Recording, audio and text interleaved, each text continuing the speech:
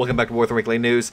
It looks like there's going to be some massive changes to the ground forces. So hit that subscribe button. Let's talk about these penetration rates. So what Gaijin is doing is they are changing the ways in which they collect penetration data, essentially. The current system, what they do is they go look at some old documents and they find, oh, this gun gets this amount of penetration. And that's all well and good, and it fits in with the whole realistic gameplay narrative that Gaijin likes to put forward. Issue, though, is a lot of times countries kind of fudge the numbers a little bit to make their guns look more impressive, or they did some bad tests because they're currently being bombed by the US. And sometimes there's conflicting data for various bizarre reasons among countries with the same gun. So what Gaijin is going to do is they're going to not entirely throw out all the data, but they're going to have a unified system in which they collect data by a mathematic formula. This will also be very useful for very obscure guns where there isn't a lot of detailed information on penetration rates. Essentially what it is there's actually two formulas that they're using. One is the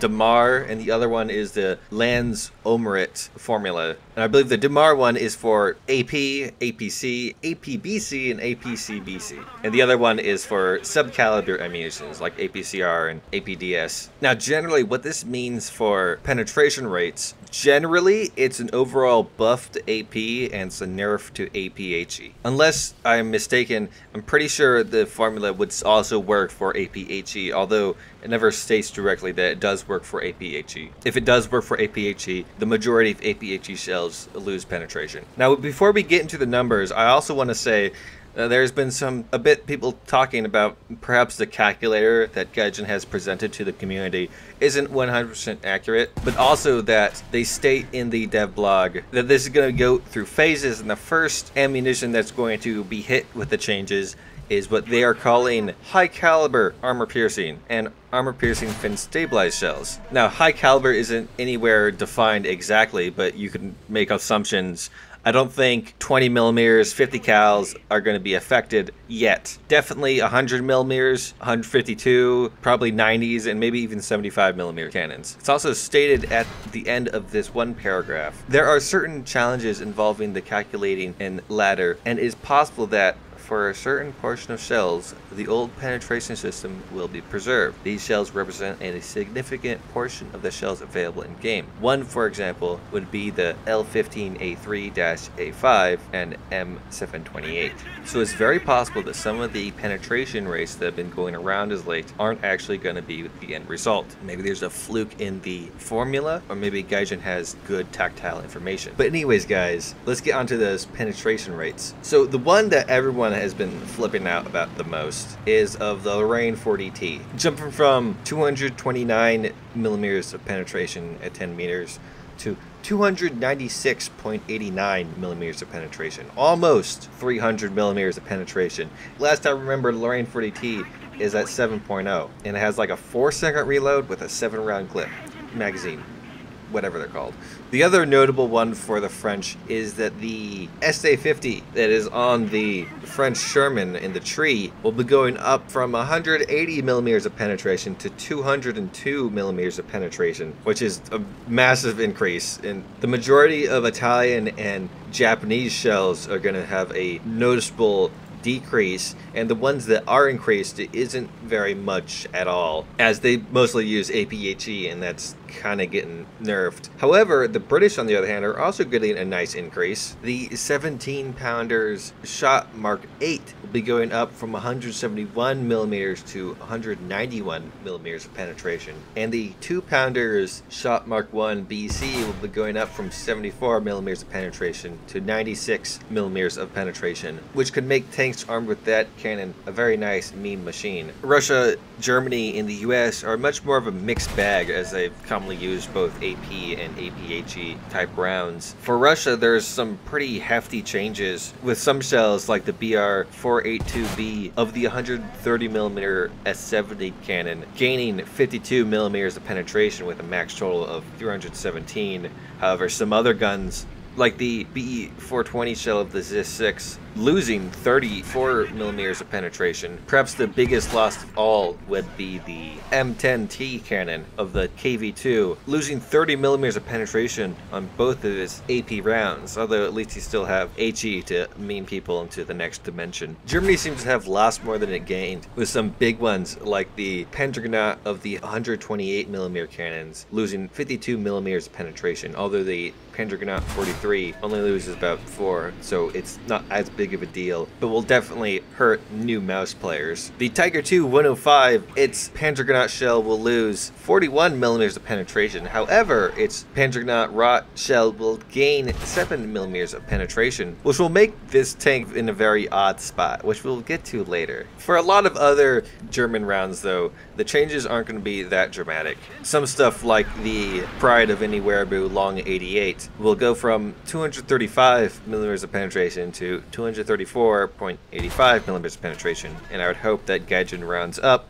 so nothing would change. Some of the bigger losses are with smaller caliber guns at low tiers where such a high penetration rate isn't really necessary. For America, I'd say the biggest positive change is that the M103's T14E3 shot is going to be gaining 33 millimeters of penetration, making it max troll of 128, which will be nice at those high tiers that it typically sees, although it's still going to be heat FS bait. But some other shells, like the well-known and loved T33 shot of the M3 90mm cannon, is going to be losing 22 millimeters of penetration. However, I don't think that it's going to be that big of a deal, because T33 already doesn't have enough penetration to get through most frontal armor of tanks, and it's typically used to shoot into the thin sides of enemy vehicles after flanking them. I'm pretty sure overall the US has lost penetration. However, a lot of it is in the small caliber guns where they didn't need that much penetration. A lot of 37s lost 10. Unfortunately, the 75mm of the early Shermans has lost a bit of penetration, not much. 19 of their M27 round. However, their M62 round gained 15. There's a lot of that in the US tree where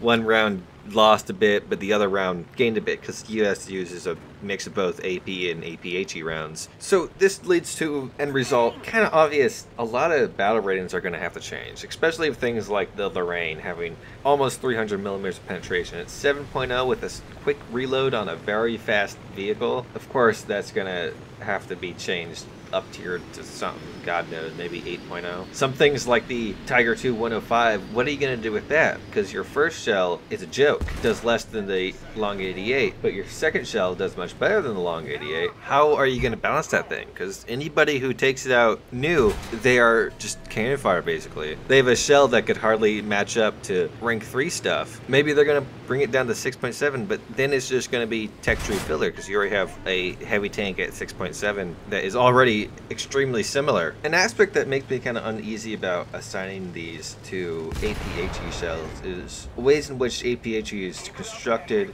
and functions. Some APHE shells are made out of harder steel than others, giving them a bit more penetration that you wouldn't find on just the weight and velocity of an item. And also, say a APHE shell embeds itself 2/3 into the way of an enemy vehicle, that would still set off the AP fuse and perhaps even blow itself if it has enough filler into the enemy vehicle. So that's kind of makes me feel a bit uneasy about using these two APHE shells. So I like, seriously, I think we need to wait for a statement on Gaijin saying whether these are indeed for APHE shells or not, because it doesn't seem like it's a guarantee. While it is a guarantee for AP, like, they haven't said anywhere that it is for also APHE. They haven't even mentioned APHE in the calculator or on the dev blog at all. Another thing that they brought up is how they're changing the Subcaliber rounds, and I think they said that they're improving the slope, or at least hinted towards it.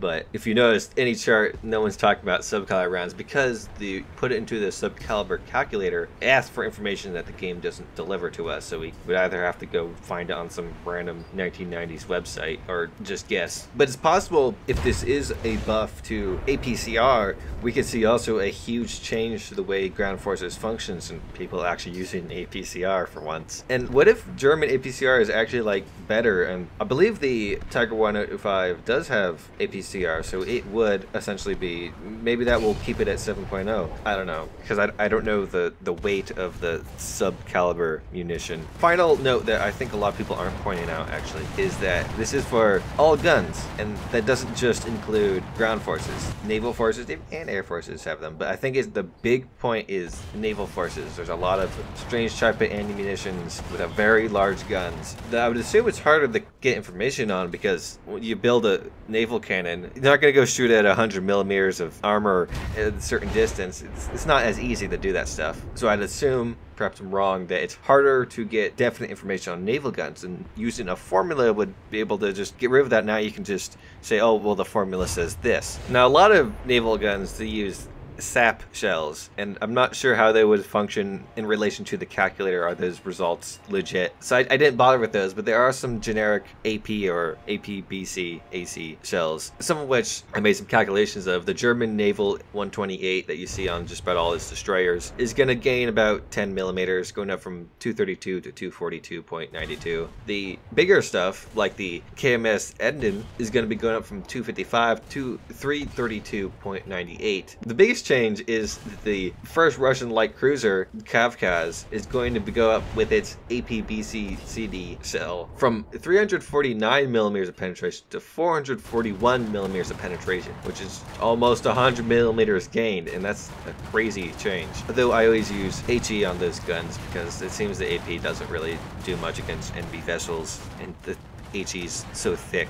Speaking of HE, the Franz, it has base fused HE, so essentially it functions like AP till it gets into the vessel and meter in and explodes. So it's kind of like APHE. I decided to put its calculations into it just because, and its old ones were 45 millimeters penetration. They go up to 115.51 millimeters of penetration. Personally, I get the feeling that this formula was introduced not because the old system wasn't functioning or whatever for tanks, is because for naval, especially with, I assume, the Japanese fleet coming, who happen to have a very bad habit of burning documents, getting tactile penetration rates on these shells is going to be much harder, so let's just use a formula instead. Now we got all that out of the way, let's get on to this Q&A that came out, talking about some very interesting things. I'm not going to go over every single question because some of them are pretty lame. Very first question in ground forces was about top tier spags and how their AA functions, and Gaijin said that they do have plans to change how the radar works for the spags. And personally, I'm not so sure if I'm totally for this, because before rank 6 jets and helicopters and that mess, there was no air cover coming. The spags had the sky clear. Gamescom rolled around, Christmas rolled around, now it's full of helicopters that can snipe you out of the AA's radar range, and jets that fly far too fast armed with bullpups to murder your spags from long distance beforehand anyways. Though if the changes do make it more realistic, I guess I have to comply that that's kind of the focus of the game, realistic tank battles or realistic air battles or whatever. So I understand there. Next question that drew my attention was asking if there's going to be more spags added to the game, which sounds like a pretty boring question until you read the answer saying, yes, we are playing more SBAAs. Self-propelled AA guns and AA artillery guns are certainly possible. So what this is saying is we're not just going to have machine guns, but cannons, and I'm assuming higher caliber cannons for spags,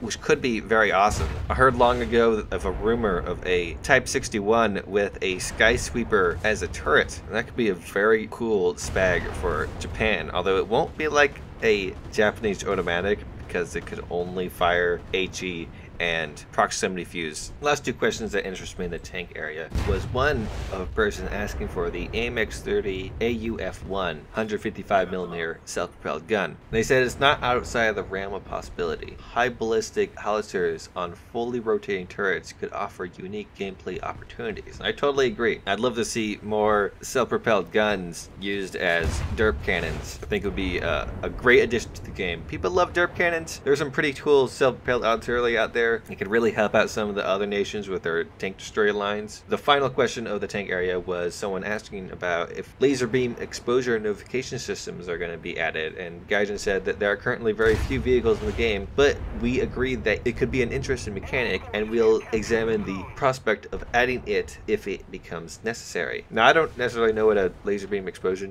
notification system means, but it sounds cool because I get the word laser beam in there, so come on Gaijin, add it. For Air Forces, there's only two questions that really interested me. The first one, how soon can we expect relevant weapon loadouts to be rebalanced to top tier subsonic aircraft? Many of the vehicles that are already in game could carry more modern types of weapons. For example, the FJ-4B VMF could be armed with 6 Sidewinders air-to-air missiles. And Gaijin answered, we are planning this to happen in update 1.87, which is a solid answer. I like to see these a lot more, Gaijin. It's great to hear, because I have the FJ-4B VMF. The next question asked about what makes a rank 6 aircraft. Is it the supersonic speed or the guided ammunition or creation date? And what is the condition on subsonic modern aircraft such as the AMX International? Gaijin's reply was at least one of the factors that are noted above. For fighters, it's fighter characteristics and guided weapons.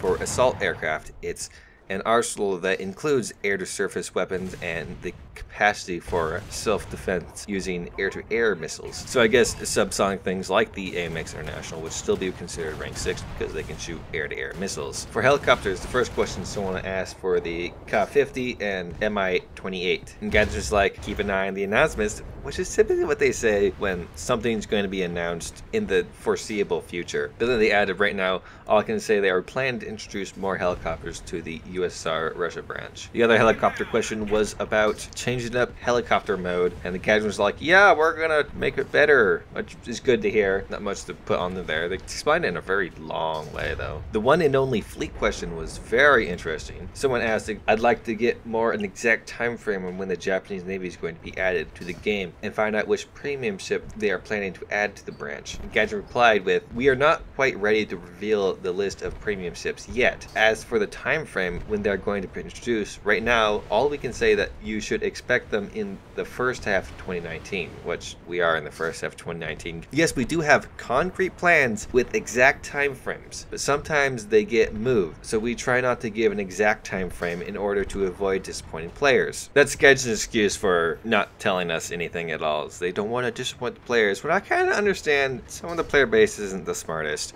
But they said here they have concrete plans. So I'm going to put my money down, put it all out there. Japanese ships next patch. It's obvious, man. It just, if it wasn't, then I'm gonna eat a book or something. Two questions were labeled an other. One asking for some awesome super mega game mode where everything is on everything. Gaijin's like, hey, we're improving helicopter mode. That's not what he was asking, Gaijin. The other person was asking if there's going to be graphical improvements in 2019, and they gave a pretty weak answer, saying we're constantly working to improve the appearance of the game, keep it up with new technologies and our own capabilities, which isn't an answer. Now, there's also another Q&A for naval discussions, but this took place on the Russian side of the forums. And it being on the Russian side of the forums was entirely in Russian. And I translated some of the answers, and a good chunk of them were kind of meh answers, people asking some basic questions about basic functions that if you pay enough attention, you would already know. A few things I'd point out. One question was answered by BVVD. The question was, will missile weapons be available for existing boats? Albatross, Hornet, rocket launchers are now modeled, but not involved in gameplay. And BVV answered, if we can come up with an interesting and understandable gameplay for long-range rocket combat, RCC. Now, there's some obvious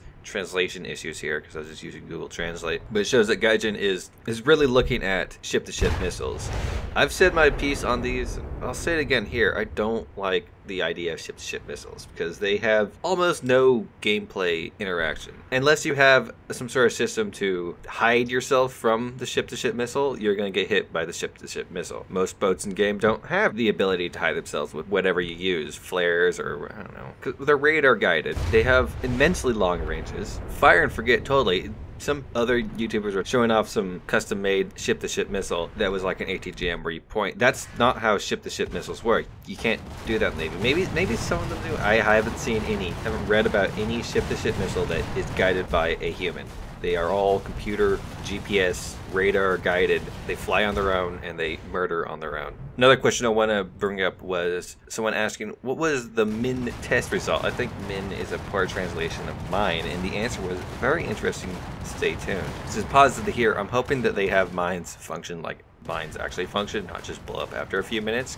so that kind of made them a bit useless. But yeah, probably next patch we'll see some more mine stuff. Now it's very possible there's a lot of very interesting answers and questions in that Q&A, but it's not only ongoing, but it's really hard to like get all this stuff because it's in Russian. You got to Google Translate it, and then you got to figure out what the Google Translate is trying to tell you. I might devote a video just to translating it, but I'm not going to do it in this video. There will be a link in the description like I do with all my sources if you want to go and try to figure out anything cool on your own. A little update on the Type 74G that was announced many weeks ago. It seems that the War Thunder Japan Twitter account has been keeping things updated on exactly what's going on. They've made quite a few posts about getting information from the Japanese Self-Defense Force. It's looking as if the Type 74, not just the G, but the regular Type 74 we have in game, it may get some update to its sounds, which will be nice. The Type 90 sounds great, so I'd love to have the Type 74 get the same treatment. Apparently there will be more information down the line as it needs to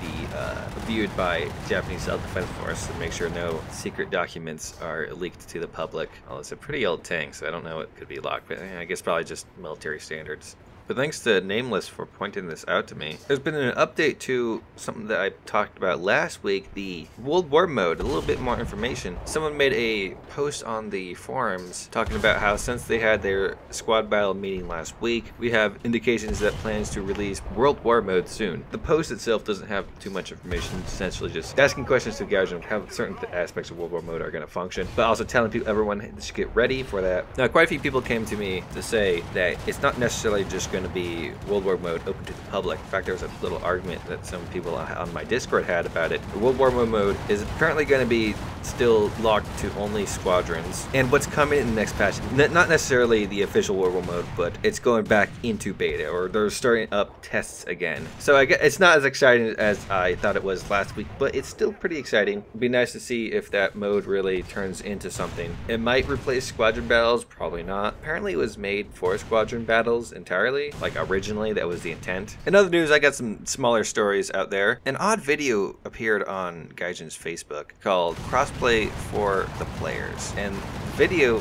I could show it to you in full. No sound, really strange. It's just an angled screen's titling War Thunder to be the first crossplay title, first free-to-play title on PlayStation, I assume. And then it says that it's still no console crossplay.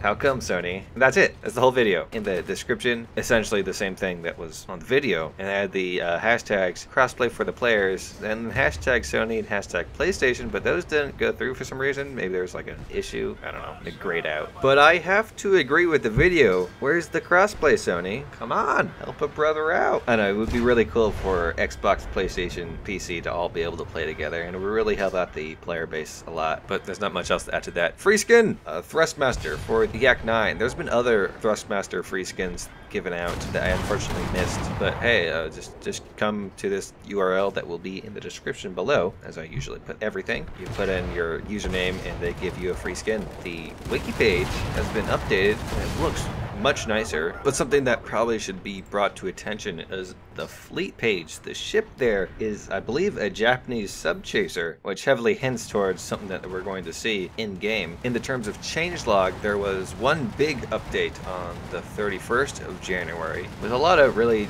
minor small changes, but something that was important is the collision model of Pacific trees in the Vietnam location has been fixed, which is great because those trees have been very annoying, killing Heat FS rounds. The thing just tucked in there real nonchalantly along with the minor fixes was a rare bug. I mean, sometimes a destroyed aircraft was credited to the incorrect player had been fixed. I'm assuming this is the kill assist change that they've finally fixed. I don't know if it has fixed all the issues that the new kill assist system has caused, but a fix is a fix. It's better than nothing. And I have noticed that just the other day I shot up a plane and then accidentally ran into it, and I was still awarded a kill, so I guess it is working as intended now. And that's just about all the news this week. If you have any comments or concerns, you can hit me up down below or on my Discord. If you've liked this video, hit the like button. If you didn't like the video, don't hit the like button. If you want to see more, hit the subscribe button. I make news videos every Sunday, and I make random videos throughout the week, and I like to stream on Fridays, so hit that bell icon to be notified anytime I upload anything. Thanks for watching, and I hope you have a great day.